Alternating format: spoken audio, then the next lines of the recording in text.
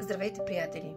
Споделям с вас моята медитация за тези жени, които искат да са уверени.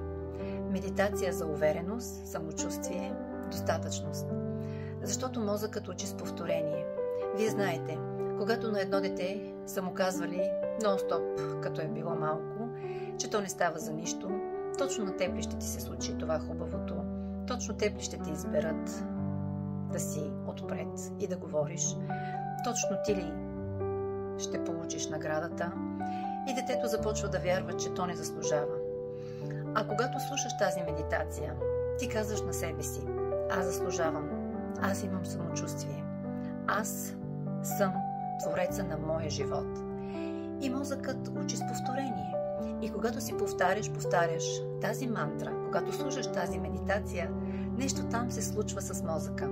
Той започва да приема точно тази истина за теб, каквато ти му кажеш.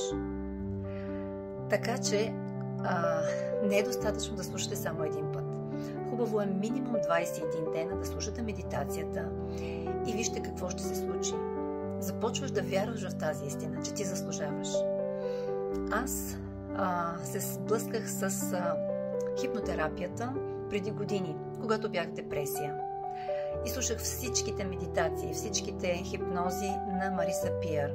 Тя се занимава 30 години с хипнотерапия. И слушах всичко, помогна ми и изкарах нейния курс Rapid Transformational Therapy. И сега и аз правя тези медитации на български, за да помагам и на българските жени да се чувстват красиви, успешни, със самочувствие, да знаят, че винаги има надежда, защото което следва след аз съм, следва теб. Позволи си да послушаш, позволи си да помечтаеш, позволи си да заявиш себе си.